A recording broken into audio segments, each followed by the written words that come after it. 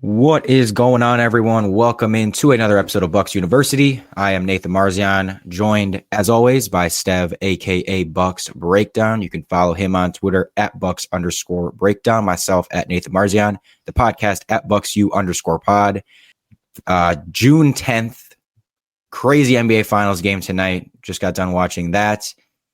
Absolutely unbelievable comeback by the Knicks. I'm sure anyone who's listening to this probably watched the game or knows about the game. And yeah, just I'll give you a second if you want to talk anything about the game. OG Anunoby, game winner after the block on Fox the possession before. Who knows what Fox was thinking going up with that shot? But OG Anunoby, man, I have a hard time ever rooting against him.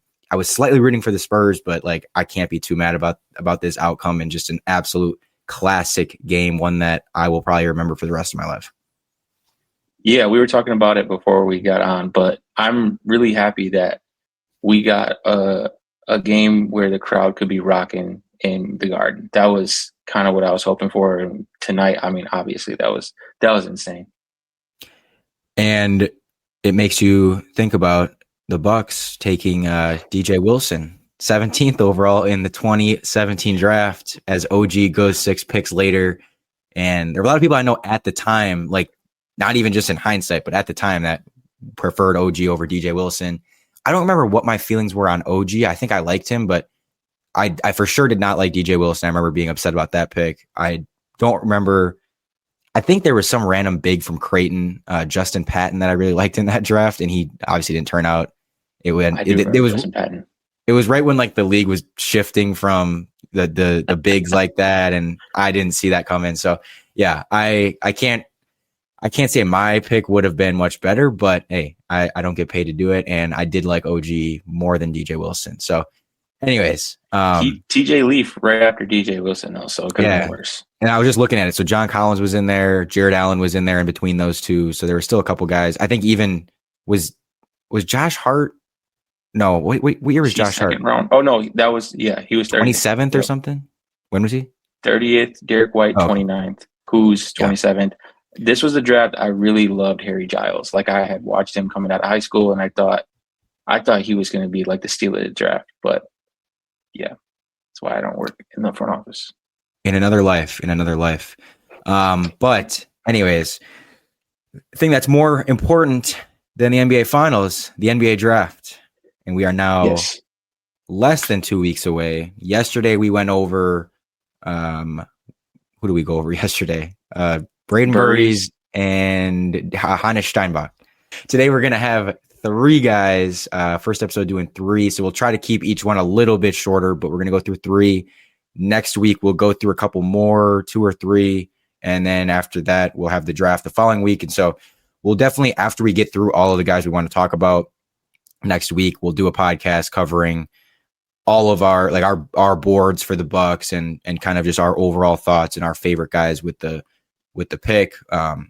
Maybe we could even do our own mini mock draft or something. We'll see. But anyways, let's get into the first guy we're going to talk about today, which is Jayden Quaintance, a forward/big he's out of Kentucky, but he barely played at Kentucky last year.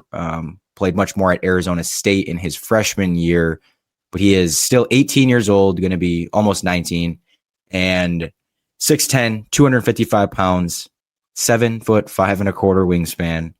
And his stats from his freshman season, when he played more than 4 games, he played, I think, 29 games, 9.4 points, 7.9 rebounds, 1.5 assists, 53% from the field, 19% from 3, 48% from the line. So right off the bat, we'll talk about his strengths first. I mean, obviously from that you can gather some of his weaknesses, but his strengths. He might be the best defensive prospect in the class. He is an absolute freak athlete. I mean, 6'10", 255, over 7'5" wingspan, massive hands, huge shoulders, explosive athlete, both laterally and vertically, only 18 years old. And yeah, he is extremely switchable. He is extremely versatile on defense. He can guard on the ball and move his feet extremely well and stay with guys. He can be a help side defender where he protects the rim and has, again, that explosive leaping ability combined with his wingspan. He can get a ton of blocks. He can poke the ball away from guys on the ball and guards on the perimeter. He just moves extremely, extremely well for his size. Like, he just does not move like someone that's 250 pounds. And I mean, he'll get out and swat threes with his length and close out extremely well. Like, he does pretty much everything on that side of the ball. And I mean, we'll get into, there's a big, I guess we'll just talk about it right now. The big red flag with him is the knee injuries. He had a torn ACL in February of 25, so 16 months ago.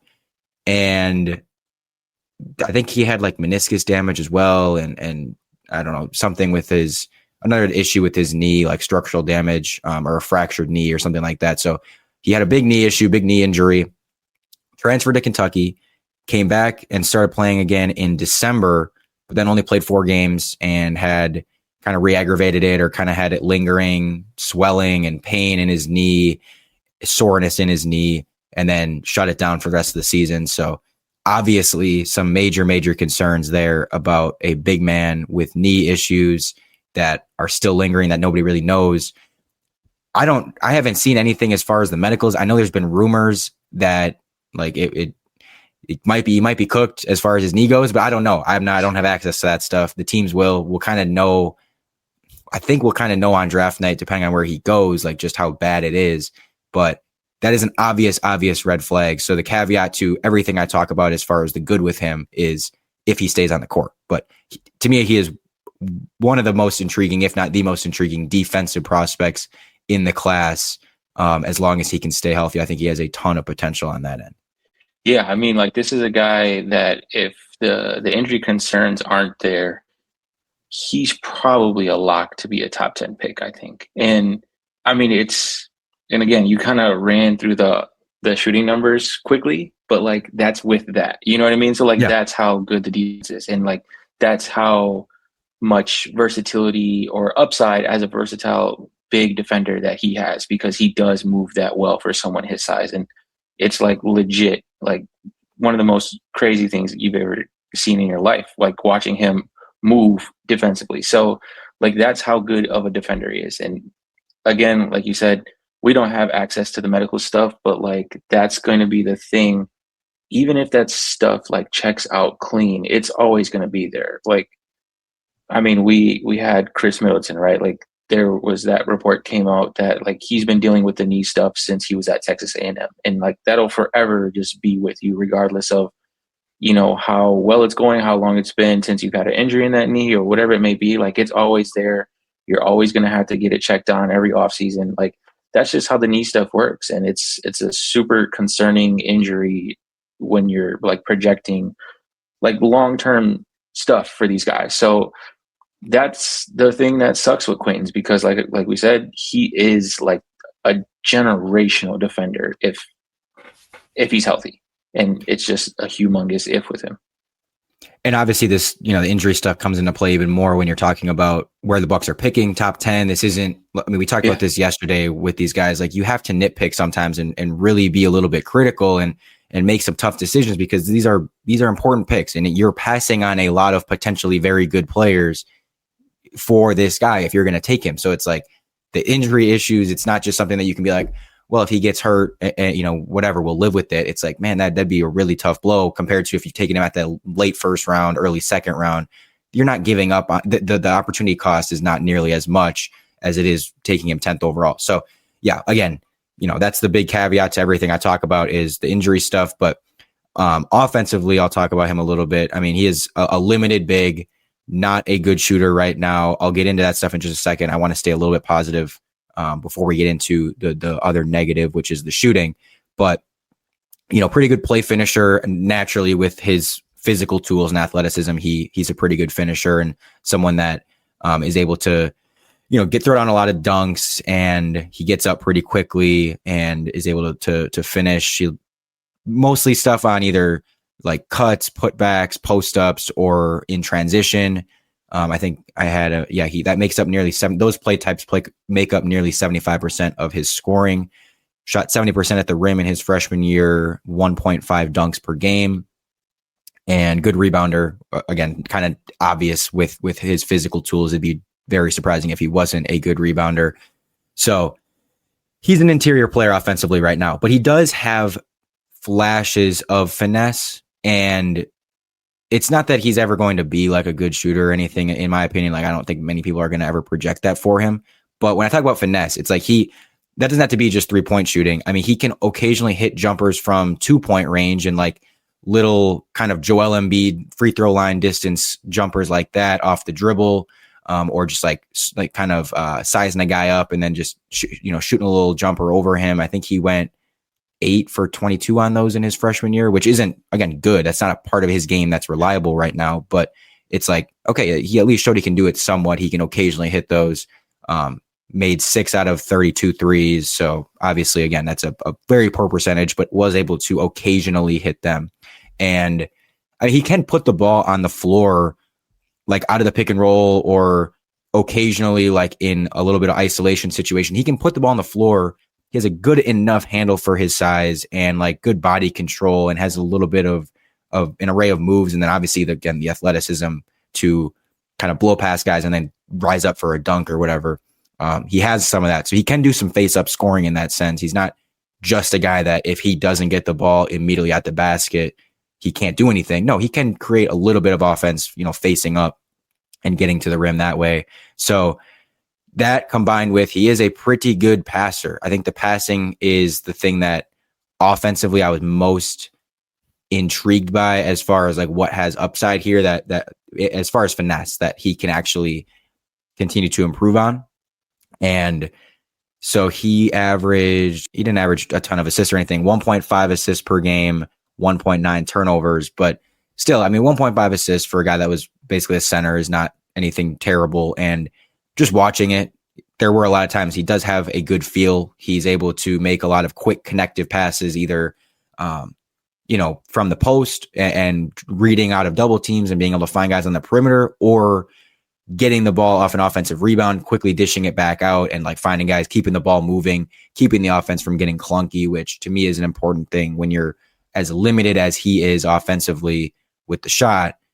It's important to be able to do that connective passing, because that keeps the offense from getting clunky when you're on the court, because otherwise it's just like if the ball kind of sticks in your hands and you're not able to keep it moving, and then you're hurting the spacing. And if those things are both happening, then it's like it's going to be tough to really create offense consistently with you on the court. But he's able to keep it moving, and still they're able to create some offense through him. So kind of an overall view there before we get into, the shooting more in depth. You want to talk about some of the positives that you see offensively?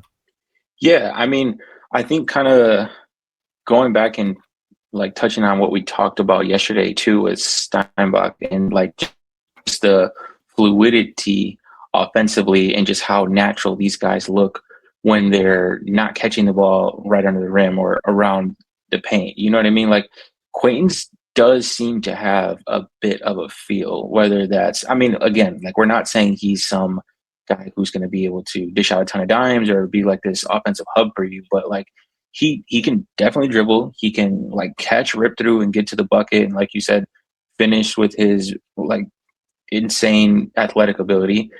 And he just seems to be like a good bit comfortable doing that stuff. And I think that's huge in projecting, what he could be long term, especially as someone who doesn't look like will ever have a decent jumper. Like that is huge in, figuring out like, okay, if this guy is going to be what he is defensively but can't shoot, like what else can he do for us? He seems very comfortable, or at least like moderately comfortable being that DHO guy, bringing the ball to the guard and then getting into pick and roll stuff. And he just seems like extremely comfortable doing that and being that guy. And like I said, I think that's huge. In that I think it's different than what we talked about yesterday with Steinbach, where it seemed like he was a bit more unnatural when it came to, okay, my drive is shut off, or like my paint look is shut off. Like, I don't know what to do next with it. Like Quaintance understands that, hey, I'm getting the ball to give it to somebody else or get into another action. And if that isn't there, then I can maybe look to drive, and that he's shown flashes of just being able to straight line drive and get to the rim a bit. But I mean, again, like we're not talking about him like he's going to be some guy who's going to be dishing out a ton of dimes or anything like that, but just seems offensively like someone who is just naturally comfortable doing things like that. Yeah, and with how we expect him to be a massive, massive plus defensively, it's like if you can just be neutral to, possibly slightly above average offensively, like you're going to be a really good player. You're going to be an impactful player. So I feel like he has the tools to be able to find that, even though he's probably never going to be a decent shooter even. It's like I think he has the feel and the tools to be able to still make it work offensively while being one of the best defensive players in the league when he's out there. So yeah. And like you said, comparing it to a guy like Steinbach, it's like Steinbach's got the higher floor with not the injury concerns, and he's got more shooting touch and stuff like that. But yeah, he doesn't have the feel. He doesn't have the athleticism, the vertical pop that Quaintance has. And so Quaintance has the much higher ceiling to me of the two. I think most people would agree with that.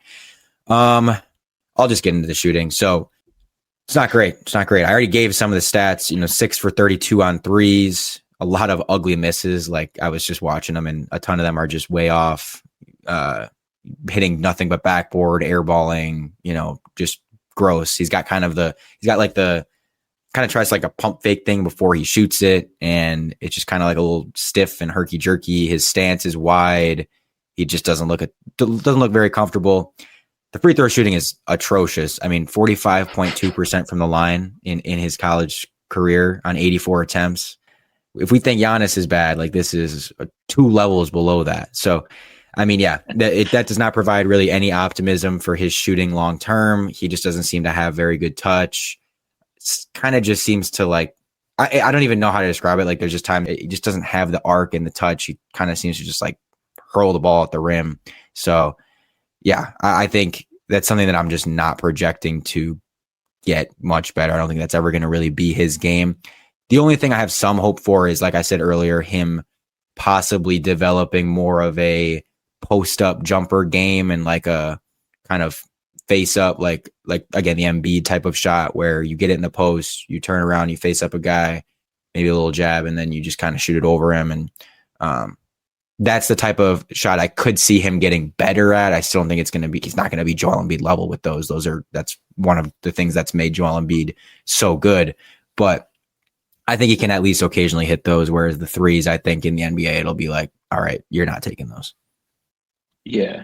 No, I mean, I'm looking at it right now. First percentile on free throws percentage this year, obviously only the 4 games, and 7th percentile in his freshman season at Arizona State. So yeah, not great.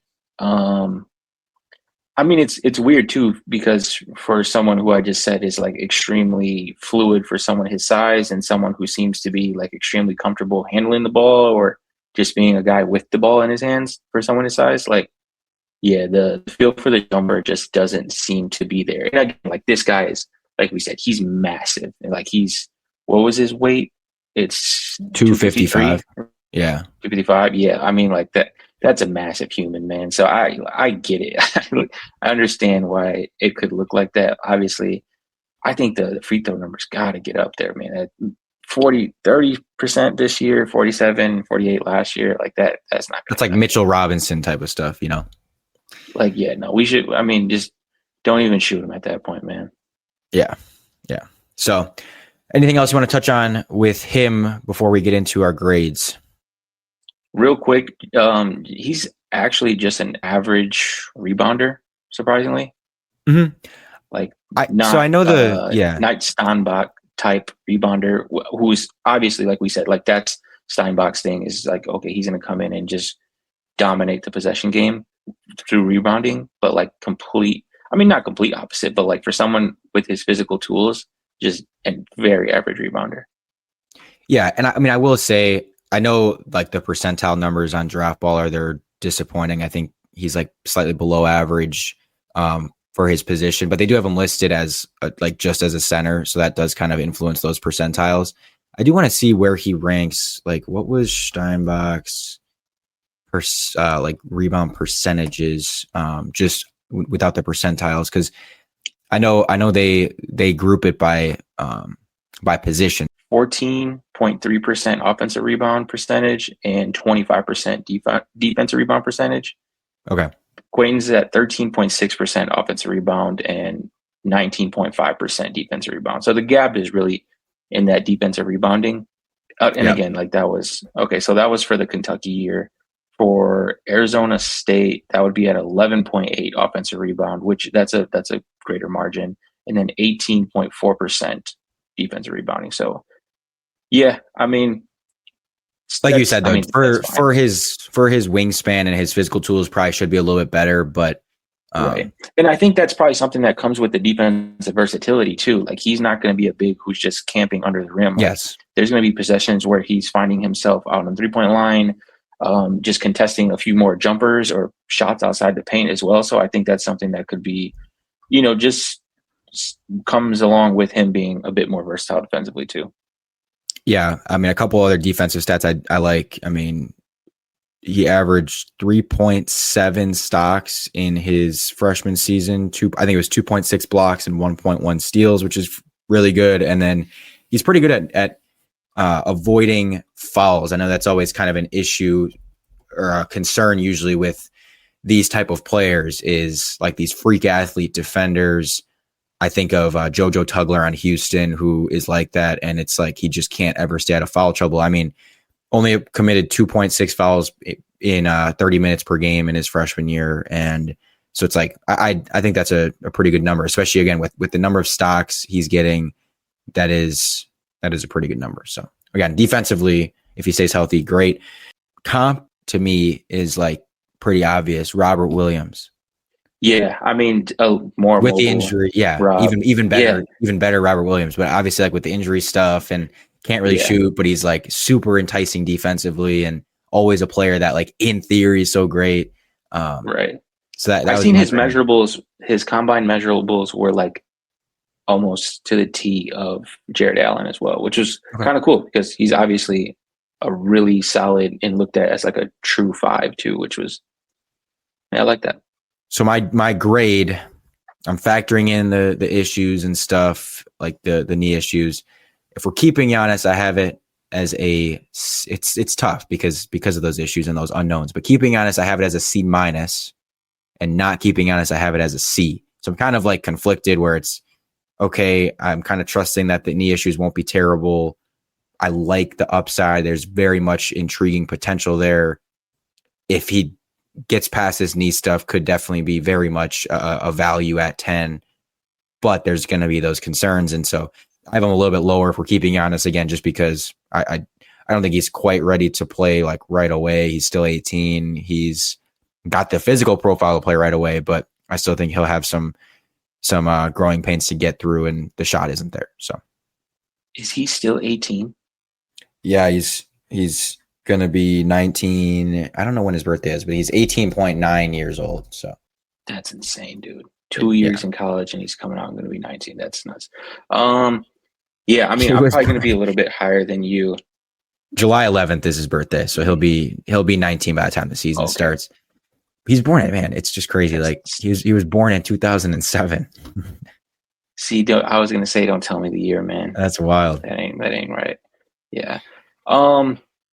Okay. Yeah. And if we keep Giannis, I think it's probably a C. That's a tough one, man. If you're keeping Giannis, but if we do not have Giannis, this is where I think I would honestly be fine with the swing. I'm like, yeah. And when I say C range. Yeah, and that's fine. I mean, I could be higher with mine. I could be convinced to go higher. I definitely would not be mad at it. Like with honestly, either of these scenarios, I wouldn't be that mad because again, I know the upside and know that like there is a lot to like defensively, and the physical profile is so rare that it's like I can't be mad at getting this guy. But for sure, I still have it as a C just because of it. Like I can't be all in. I can't be like I really love this or I really am a huge fan of this. But it is one of those things where you could, if you're taking a swing like that, there's worse guys to do that on in this range. And we've already talked about Nate Ament. We don't like Kareem Lopez. Like there's plenty of guys that it's like, I would hate taking a swing on in this range. Quaintance is not one of those guys I would be like, I can at least understand it, but there's obvious concerns. And I mean, I think there's, we kind of talked about this yesterday too, but there's ways in which the board goes or the draft goes, right, where you're sitting there at 10 and you're like, man, Quaintance ain't the worst pick in the world right here. You know what I mean? Like, Yeah. I think that then changes the grade a little bit too, right? If you're staring at however it looks. So, I mean, yeah, in a non-Giannis context, I don't think I would be mad at all at that. Yeah. All right. Next up, do you want to do Aday Mara? Yeah.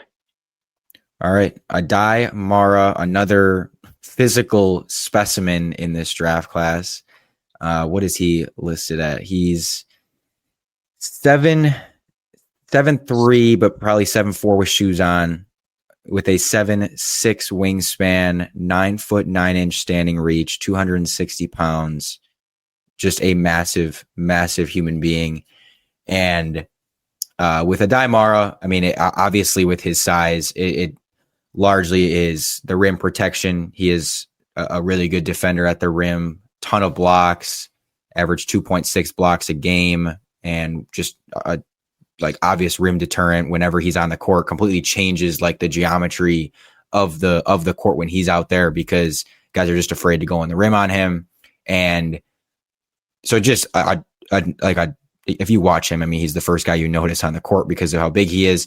And then naturally good rebounder, interior score offensively, where 67% from the field, has good touch around the rim. He's able to score not just by, like, he obviously tries to dunk the ball a lot with his size and is able to dunk the ball a lot, but he's also got like some nice touch on the little layups and like kind of floaters or like hook shots that he takes, which is always a good sign to me, because if you can only score when you're dunking the ball, like, you're not going to be able to do that all the time at the next level.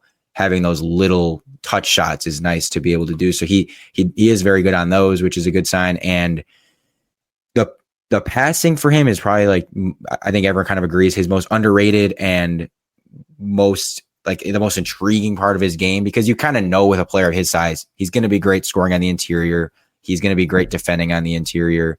We'll go into more of his defense and the perimeter stuff as well, but he is a really, really solid passer. 2.4 assists per game for someone of his size is awesome. They were able to like use him as a hub at times at Michigan. And yeah, so he had 97 total assists on the season. Fantastic number for a 7'4" center. And yeah, 93rd percentile in assists among centers, a 19% assist percentage, 97th percentile, a 1.2 assist to turnover ratio, 88th percentile, 3.2 rim assists per 100, which is 94th percentile. So he's able to generate a lot of rim assists, even himself. Obviously, he's the beneficiary of many rim assists with, catching lobs and stuff and throwing down dunks, but he's able to also generate a lot of them, hits a lot of cutters, and just has a very, very good feel for a player of his size. So that's super, super intriguing. And I think a lot of people just believe in him as like a pretty high floor, largely what you're getting from him type of big that should be productive with his size and feel. Yeah, I mean, almost completely different than the two bigs we've talked about so far. Just like high floor with some hub ability offensively. Who you, like you said, you kind of know or figure what you're going to get from him offensively and defensively, night in and night out. Like, the only question with him is he going to be able to basically stay on the floor defensively in the playoffs, right? Because, like, we'll probably get into him defending on the perimeter. I mean, he's a massive guy. Like, it's just going to be really tough. So I think that'll be the question with him rather than these other guys. Like, no, Mara has a really high floor. I think he's someone who can come in day one and like start games. Like, he's that good. I think he has that high of a floor. It's just about what you think his ceiling could then be, or like how much can he raise his floor, I guess, to make him like almost undeniable in those playoff scenarios. Yeah, I mean, if we want to talk a little bit more about his defense, so he's really, really good in drop coverage, naturally, again, with his size, and he is mobile enough to, kind of defend a little bit of space and stuff and hedge a little bit and do that type of stuff. But he, like, in drop coverage, absolutely fantastic. I saw some possessions where it was like, holy, like, this guy really can cover ground for a player of his size and like just deter everything and kind of cover two spots at once almost. And so in drop coverage, very good. But obviously, like, you're with a guy that size, you're going to be limited when you get switched onto on the perimeter one-on-one and stuff like that. Like, that's obvious. But I think all things considered, he is pretty solid at still, moving his feet and being pretty mobile on the perimeter. I don't think he's like the most limited defensive big man in the world, and certainly not the most limited defensive big man of his size in the world. Like, there's a lot of guys his size that are way, way worse in terms of staying with their man on the perimeter. There's got a lot of guys much smaller than him that are even much worse at moving and staying with their guys on their perimeter. So I think overall he's like Quaintance. I think he's one of the best defensive prospects in the class overall. Not nearly as versatile as Quaintance overall, but like, I think the things he does well, he's really, really good at, which is the rim protection and the drop coverage. And then he's also able to still plug in and be a serviceable player or serviceable defender in space at times. Kind of similar to what we saw from like prime Brook, where it was like, yes, he's mainly running drop, but there were times where he could switch and still at least make things difficult, at least move his feet decently well. So I know some people won't remember that because they just think of Brook as like dinosaur, but no, there was a time when he was really good at like not really good, but he was at least good enough to stay with guys a little bit and make things difficult. And that's kind of what I see with Mara. So yeah, I mean, I am pretty high on his defense overall. I don't see him being like super limited.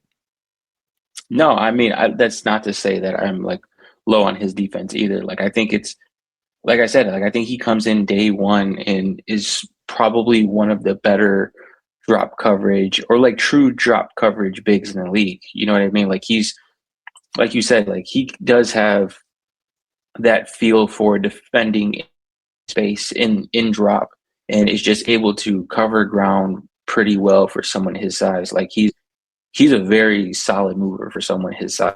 Like, he's not slow like dinosaur Brook, like you said. He's not that, man. Like, he can definitely move for someone his size, not to the level of someone like Quaintance, who's obviously a bit smaller and can really get out there for someone his size. But just, man, I think he's going to be a really good defender right out the gate and just really raise the floor of a team's defense. Just talking about his stats, which I didn't mention, was 12.1 points a game, 6.8 rebounds, 2.4 assists, 2.6 blocks, 67% from the field. And he was 3 of 10 on threes overall and a 56% free throw percentage. So those were all the basic stats. He's also 21 years old. One of the things, like, people will be like, he only averaged 6.8 rebounds per game. Yes. Now, he largely offensive rebounds was not really there with him compared to other players of his size. Like, he was only, I mean, he's 26th percentile in offensive rebound rate last year for centers. And I mean, a big part of that is, again, they're using him more as a hub. He's not just someone they're sticking down low. He's someone that's kind of coming on the perimeter, getting the ball and able to find cutters and stuff like that. So naturally, you're not going to get as many offensive rebounds when you're doing that. But I guess there are questions you could say about like his vertical ability. And like, I know at the combine, I think he had the lowest, I think it was either standing vert or max vert or both. So I guess there are some concerns there, but to me, like, a guy that big, like, he's going to be able to rebound the ball. He's coordinated enough to grab rebounds and stuff. I'm not really super worried about it. Like, I don't see him as some type of, I don't want to hate on him because he had a good second half of the season, but Jericho Sims, where it's like, guy you just can't catch the ball or anything like that. So sorry to take a dig at your guy there, but I mean, if you go back to his sophomore season at UCLA, he was 16.9% offensive rebound rate, which would be 96th percentile for centers. So I don't, like you said, they not only were they using him as a hub offensively, but like, he's also playing alongside a really good team. And then obviously Merez Johnson, Yaxel, like they're, not everyone can get a rebound on every possession. So someone had to lose out. And I think the defensive rebounding was also fine enough. Like it wasn't bad by any means. Yeah. And then again, naturally, like a weakness, he's limited offensively, 3 of 11 on all, or 3 of 10 on all threes, and 10 out of 22 on all jumpers. Now, at the same time, I mean, so I think he did make seven out of 12, if the math checks out and if those stats are correct that I have written down here. 7 out of 12 on 2-point jumpers is like, okay, that's a pretty good number. Able to kind of occasionally, again, 7 times in 40 games is nothing, but occasionally hit a little bit of a mid-range jumper over some guys, and just at least gives you some confidence that like he could develop that part of his game or has some of that to his game. I don't really see him ever being a 3-point shooter. Some people will debate that, and I know some people think he can be that someday, like they do with, Zach Aday and stuff like that. But I don't know. I don't see that with him. I see him possibly being someone though who can hit, similar to Quaintance, some of those in between area jumpers, but won't ever be a huge part of his game. So, anything else with him that you want to talk about, or do you want to talk about the shooting? Yeah, just real quick on the shooting. I think he did have a decent day at the combine. People were kind of hyping up from 3. His shooting numbers were decent there. But then again, you look at the free throw numbers, like 56%, 57%. Yeah. So just not great. Yeah, like you said, probably not someone who's gonna ever develop like a real, not ever be a threat to be like pick and pop guy or spot up or anything like that.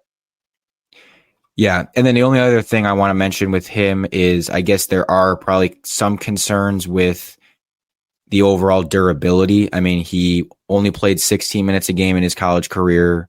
Even last year when he was a huge part of the Michigan team, he only played 23 minutes a game. So that's barely half the game. I mean, there are some questions there about the conditioning and how he can hold up. And again, that's the case with a lot of these bigs, like guys this big, of just how long can they stay out there before they need a breather. He's pretty fine at avoiding fouls. He's not in foul trouble too often. That's not really a big issue with him. So just kind of a conditioning thing. All right. And then before we get on to Mikel Brown, a grade at pick 10 for Aday Mara to the Bucks, keeping Giannis versus not keeping Giannis. You want to go first? Yeah, I'm going to make it quick. I'm going to go a C for both. Okay. I went C+ for keeping Giannis. I'll go C- for not keeping Giannis. Yeah. I mean, yeah, I like that because the floor bit higher, ceiling maybe not as high as you would like for 10. So yeah. I think he's going to be a productive player. I don't love taking centers that aren't like uber athletic or anything. That I just don't love taking that high. But I mean, again, I have a hard time not seeing him be like a productive player. And I don't know if the Bucks were moving on from Turner and if they're keeping Giannis and stuff, like getting a guy like that can be, I mean, he doesn't have the floor spacing, but like a huge type of a even bigger Brook Lopez is like, okay, that is intriguing to me with how good he is defensively and the stuff that he can do even offensively around the rim and stuff and the passing. But yeah. All right. And now we get into the final guy we are going to talk about today, which is Mikel Brown Jr., a 6'4" guard from Louisville, 190 pounds, 6'7.5" wingspan, 20 years old, averaged 18.2 points a game, 3.3 rebounds, 4.7 assists, 41% from the field, 34% from 3, 84% on free throws. A player that the Bucks have recently been linked to. I think, was it Sam Vecini that mocked him to us? Yes, Vecini. So the buzz is kind of growing with Mikel Brown possibly being, a guy the Bucks could be looking to get. And I mean, who knows if he'll be there at 10? We'll get into that in a little bit. We've talked about it yesterday with the guards, where who knows who's available based on the picks that are before us. But as far as Mikel Brown, an extremely confident and high volume 3-point shooter. He attempted 7.6 threes per game in his freshman season at Louisville, 15.7 threes per 100 possessions, which is the 97th percentile. One of the most high volume 3-point shooters in the country last year, largely off the dribble stuff over half of his attempts were off the dribble, but he also was pretty efficient on spot ups when he needed to be and on catch and shoots. But has Lillard range where he takes some ridiculously long threes off the dribble, has extreme confidence, is very streaky, and can get hot and really just get cooking, and it's really fun to watch. I mean, as soon as he gets over the half court line, you got to be picking him up. Had a game this year where he had 45 points and made 10 threes. And like he can really get it going and fill it up when he's on. Overall 78th percentile as an off the dribble shooter. And then he combines that with good burst acceleration and like athleticism and pop to get downhill. And so you've got to come at him on the perimeter. He's going to be able to blow past you, get to the rim, attempted 6.9 shots at the rim per 100 possessions, which is 64th percentile, and shot 65% at the rim, which is 78th percentile. I like that he's got similar to like, I don't want to say similar, but I said the same thing about Phylon when we were going over him, is like he's got a combination of burst to get by his guy, but then he's also like crafty once he gets around the rim and isn't like, he doesn't speed himself up too much. He's got a long enough wingspan that helps him get it around defenders and stuff. So I think he's got a very high ceiling as someone who could potentially be an elite 3-point shooter combined with can get downhill, can blow past guys, and is very fast and has that burst that is needed to complement that outside shooting ability. His shot chart is largely rim and three, which is good for the analytical people like me. I know you're more into the film, but he had very good rim and three rate. So he's largely lives around the rim and from three. And then the playmaking, good playmaker, 5 assists per game, generates offense out of the pick and roll. And he's definitely able to make some like flashy passes, high level reads. I think he's got a good ceiling there as well. 4.4 rim assists per 100, which was 80th percentile. So he throws a lot of lobs and finds cutters a lot and stuff like that. So I don't think he's the most consistent passer of these guys at the top of the class, and overall not the most consistent player by any means with the shooting and everything. And there's definitely some flaws to his game right now that maybe some of the other guys don't have. But in my opinion, arguably the highest ceiling of any guard in the class. Yeah, I mean, definitely a super high ceiling, but also, like you said, like with the passing being super inconsistent, or just like showed stretches where it was kind of all over the place, the decision making more so than the passes itself. It was more like decision making stuff. And I think that kind of just is a lot of his entire offensive game. It's like, man, he takes some crazy shots, but I mean, it's not the worst thing in the world, but it kind of leads to, like you said, like being a streaky shooter and just kind of playing and going like with the flows of his thought process and just like shots he takes, the passes he throws. It was kind of up and down, and probably, would you say he would have the most volatile? I don't know if I'm saying that word, volatile outcome of like any of the guards in that top 10, right? Like maybe it's Acuff because of defensive stuff, but like Mikel is someone who seems to like have like legit all the tools, right? And it's just whether he like actually puts it together or not and stays consistent. Yeah, and again, that goes for kind of both ends of the court. Like and multiple aspects of his offense. It's not just like, oh, he's a streaky shooter. He's a streaky shooter. He's an inconsistent passer, decision maker. He can, gamble and get steals, but also that can hurt him on defense. So he's volatile there as well. Like assist to turnover ratio, 4.7 assists to 3.1 turnovers, not great. And the 3.1 turnovers per game was 13th percentile. So like that definitely is an issue right now. But again, even with that, I think the good with his passing is really good.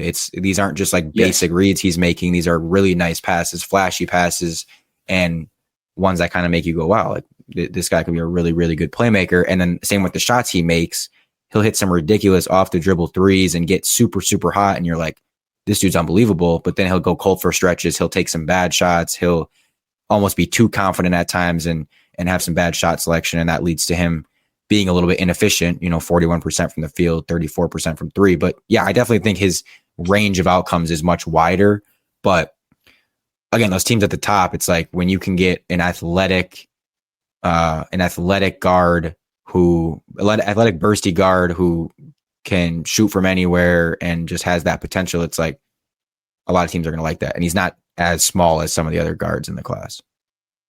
Yeah. And I mean, just random stat that I found, but like 21% of his half court assists were corner three or alley-oops, which is obviously the shots you're looking for. And that's second highest of the like top five guards, second to LeBaron, your boy LeBaron Philon. So, I mean, just goes to show like, he's getting downhill and he's making the passes that you're looking for. It's just like, is it going to be consistent? Can he kind of like control the like random outburst of crazy decision making and just settle it down? And I think, I don't know, I kind of love him. And again, like this is like super Bucks perspective, but like I do really like him in a Bucks context alongside Rollins, where he doesn't have to be like, I know he played alongside Conwell, but like it was definitely Mikel Brown Jr. time when he's on the floor. You know what I mean? So I think I would really like him in a Bucks context, because he wouldn't have to be doing and just feeling as if he had to do so much offensively and carry so much of the offensive burden. So I think obviously you would hope to see that the decision making get to where you want it, but I think also putting him alongside another guard that you trust in doing that, while just kind of letting him find his own off ball and then getting on ball here and there, and not limiting him in that, but like just giving him an option to feel like he can get off ball if he needs to, or that he doesn't have to create everything for the offense, would be really good for him. Yeah, for sure. There's a couple of things I want to touch on there. So yeah, the first is like the bad with his playmaking was just weird. Almost, it wasn't like it was a lot of, like you said. That's why I'm like talking about it like I am. Like it's not like he's, like you said, not a bad passer by any means, but just super random decision making. Decision making where it was like I wrote an article on him that people can go on my profile and see it and stuff. I have links to it, but I have a compilation of his head scratching passes he made, and a lot, like basically all of them are just him like throwing the ball across the court or getting just like throwing it ahead, and they're just long passes he's making that are ill-advised, and like you don't need to throw the ball across court. And it's like for the most part he's a pretty good playmaker passer, but then he just randomly will have those passes where it's like, what was he doing there? Like, where was he? Throw the ball into the third row and you're like, what was that? Yeah. So yeah, I mean, the 19.3 turnover percentage, one of the worst among guards in this draft class. By comparison, like Flemings, Acuff, Wagler, Philon are all under 15%. So again, he'll need to clean that stuff up, but I don't think it's like he just consistently makes poor like the wrong reads in the half court and stuff. I think it's just like there's just times he almost like doesn't know what to do with the ball and just kind of force something way across the court, or was trying to get something ahead in transition and wasn't able to make a pass. And I don't know. It just was weird how the good was so good and then the bad was just like head scratching passes. And then the other thing I want to talk about was you touched on, being able to be a little bit more, not have to have the ball in your hands all the time and do everything if he's alongside Rollins. One of the things I want to see him improve on at the next level, and think he will need to improve on if he does reach that ceiling or anything close to it, is the off-ball shooting and like the movement shooting. So he's great off the dribble. He's even pretty good spotting up, but he wasn't good off movement. So off screens and handoffs, he was 7 of 33, which is 21% from three. And just again, watching the shots that he was taking off movement, and just, I don't know, there's just like the technique is a little bit off. That doesn't seem like he's able to totally get squared up, and just doesn't seem totally comfortable doing it right now. So going to be a thing where he's going to need to improve that if he ever does become like the player that people really think he could become if everything goes right. So, and again, if he's going to become more of an off-ball guy at the next level and play alongside a guard like Rollins or anyone, it's gonna have to improve compared to where it was. Yeah, real quick, going back to his passing, found another one where it just kind of breaks down the turnovers into passing and non-passing. So 69% of Mikel's turnovers were passing turnovers, which is the highest of like the top 5 guards. Fleming's was second at 67%. Mikel Brown Jr. was 69. I don't know if I said that. And then the next guy would be Acuff at 60%. So like Mikel is up there leading by a good margin to, after Kingston. So I think, like you said, it's just like so random. And it was the thing that like jumped out to me the most with him. It's like, man, it's just like, he's not a bad passer by any means. I think he sees the floor really well, like out of the pick and roll for just where he's handling it. But like, he just has those random moments where he just decides to, I'm going to whip it across the court. I'm going to throw this lob, and it's just not even close. So super random. But like you said, yeah, I mean, I think it's the off ball stuff that he's going to have to improve on, and probably just have to be better at, because maybe this isn't a guy you want to, at least right away, like turn over the keys to, right? He's probably not that. So if you're going to be pairing him with another guard or someone who you are fine with dribbling, he's going to have to be able to be someone who can figure out what to do off ball. And obviously he's not, not the biggest off ball guard in the world, still decent size, but like, I think the off ball shooting, being able to shoot with movement and just getting a better rhythm for doing so is going to be huge in his development. So one more thing on his offense that I want to touch on before we can briefly talk about defense. So this is a reason why I think I'm a little bit lower on him than some people, and I still like him. I'm not low on him, but I think I'm a little lower on him than some other people. He has like no in between game right now, and I just feel like it's something he could develop, but I feel like that's going to be important for him at the next level, because right now he's not a super efficient 3-point shooter. And so I was very surprised that, like, for how talented of an offensive player he is, 24% on mid-range shots, didn't take a ton of them. I mean, that was in the first percentile number, like the 1th percentile. 22nd worst on mid-range shots out of 1,283 players that had 40 plus attempts last season. Just doesn't have like any rhythm on shots inside the arc and like the in-between area and getting into his jumper there. And he has like a atrocious floater game right now, which again just is bizarre to me.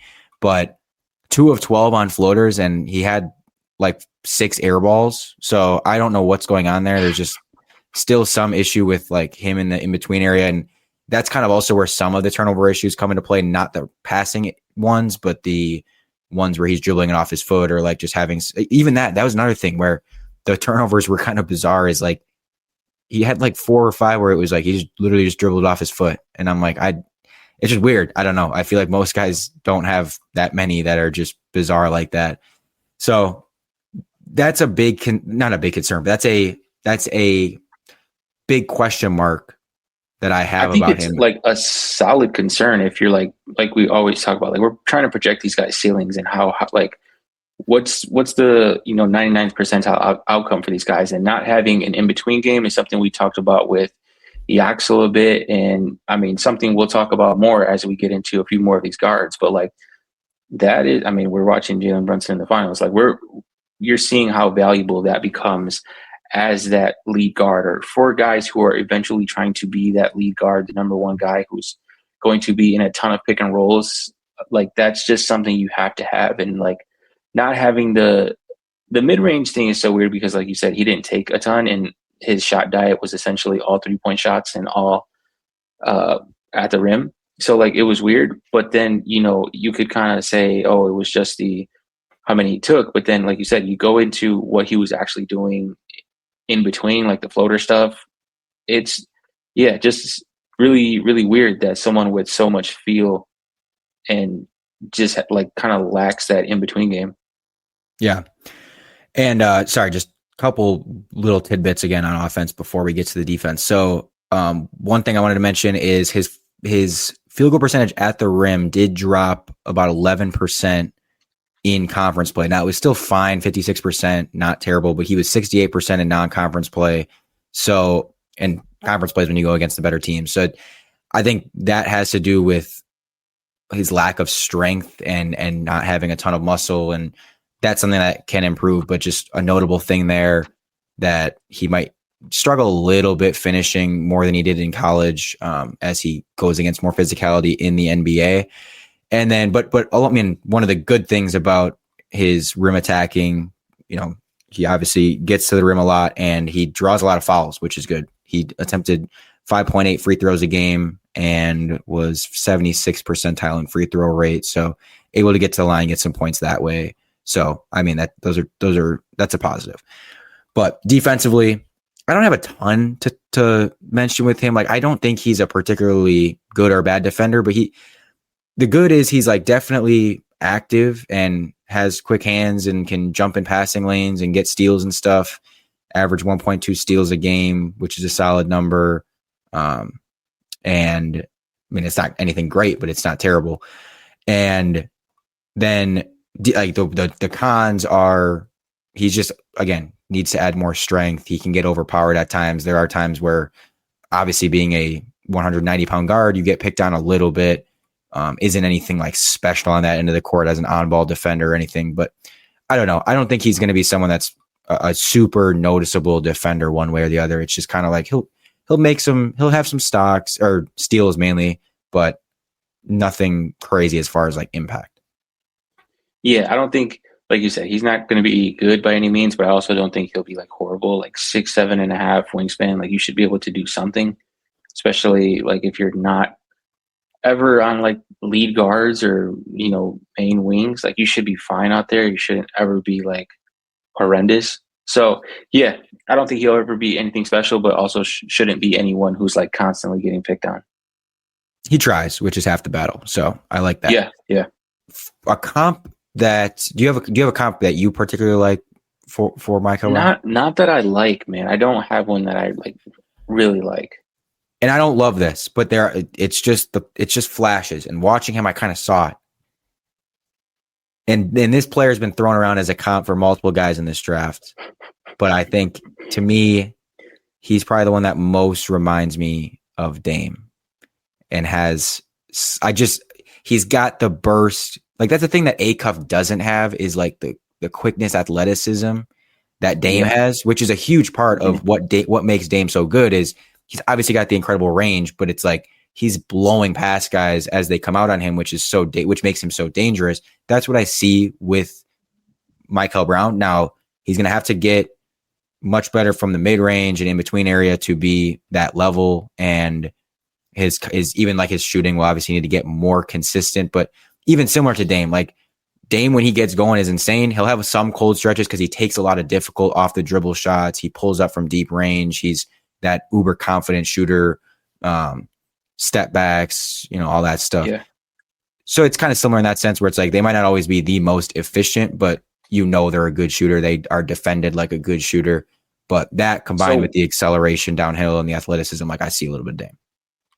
So one that I've seen that kind of is in that same vein is LaMelo, because of, like you said, the difficulty of like the 3-point shots being taken. Maybe Mikel won't be like the playmaker that LaMelo is, but like the shot type, man, and just like sometimes the randomness of play style and just the stuff they do and the amount of off the dribble, like you said, off the dribble threes. And maybe Mikel is a bit more like towards Dame as far as like beating guys off the dribble and having that speed and quick burst to get downhill. But I think LaMelo has a bit of that too. And I think he also finishes or is just at the rim a good amount as well. So like those two would be, And like you said, Dame's been thrown around for everybody in this draft, which is hilarious, but like it's probably Mikel's the closest. Yeah. And I remember watching some of his early shot clock, Mikel's early shot clock, like just chuck up a three. And I was like, LaMelo, it looks kind of like LaMelo. And I know LaMelo's a good player. I'm not trying to like act like LaMelo's not good, but it's just like there's those moments where you're like, okay, that was a little bit wild. Or again, he's 30 feet from the basket and just with 15 on the shot clock jacks up a three. And you're like, okay, I don't like when that goes in, it's cool, but what was that? And then I guess I just wanted to briefly touch on like the negative outcome for him would be he becomes a guard who never really has a role on a winning team, where he's not the decision maker of a true one, because we talked about his inconsistencies as a decision maker, but his off-ball shooting isn't good enough for him to play the two consistently. And so like he kind of ends up being like, okay, he's not this true one, he's not this true two. He's kind of this in between where he does need the ball, but he's not really a guy you can totally rely on to make all the decisions offensively. Like that to me would be the world where he disappoints. Is that like a Jordan Poole? Yeah, sure. I've seen one of the ones I did like for him was Anthony Simons, which like isn't a bad player. I mean, he has he can find a role, but it's like there are questions. Yeah, there are questions that are like, will Anthony Simons be a guy on like a winning team? Like I don't know, and I mean, but I think he's a good player, and I think Mikel Brown Jr. will be a good player, and they have good traits, and so overall grades, I would keeping Giannis, I'm grading it a B. Not keeping Giannis a B plus, just grading it a little bit higher if we're not keeping Giannis because of, he needs a little bit of time to add strength. He needs a little bit of time to add off-ball shooting, a little bit of time to polish his playmaking. All those things make me like, okay, I'll grade it a little bit higher if we're not keeping Giannis, but I'm fine with it either way. I'm not quite as high on it as others, but I'd be fine with it. I'm not going to complain at all if we draft Mikel Brown. Have you given anybody an A so far? Do you know? With Giannis? With Giannis, really testing your memory here. I gave Yaxel an A- with Giannis. Did you? And I gave Burries an A with Giannis. Okay, I was just checking in on that because I didn't remember. Yeah, I'm trying to be a little. I don't even want to say strict, but it's like, again, you got to split hairs at some point with these guys, and I don't want to just be like, oh, he's a pretty good player, A, and it's like, well, okay. Yeah, no, I mean, man, it's like so dependent on how the board breaks, but like Mikel at 10 it just seems like such a value that with or without Giannis, I would be very reluctant to be like damn, like we could have did better. But like, man, it's so tough to go that way when you're talking about someone who could be drafted as high as 5. You know what I mean? So with Giannis, I would probably go B plus. Like I think if you're sitting there with someone like Burries on the board still, like that's when you can be like, man, I think Burries fits in a little better right now with Giannis than someone like Mikel does. But I think I don't know if I could go lower than a B plus. Without Giannis, without Giannis, I think I would be I don't think I can go lower than like an A-, man. Like I just think he has that ceiling that you'd be willing to find out. And again, like I think at 10, it's such a huge value that you definitely take that shot. Yeah. So basically I'm a Mikel Brown hater because I have him as a B plus. You could easily, like, I'm just looking at these right now. I'm like, man, you could easily make these a little higher, put them as B plus if we're keeping Giannis, A-, not keeping Giannis. That's what I had. Like I had Phylon as that. I think Fleming's was an B plus if we're keeping Giannis, A if we're not. I don't know. So I don't know. Has Native been the lowest so far for us? Right. Yeah, Ament, I had him at D-, D plus, somewhere in there. So yeah, I was being nice with that one. I was like, I'm not gonna go F. We'll get to Kareem Lopez. Maybe I'll give an F there. Yeah.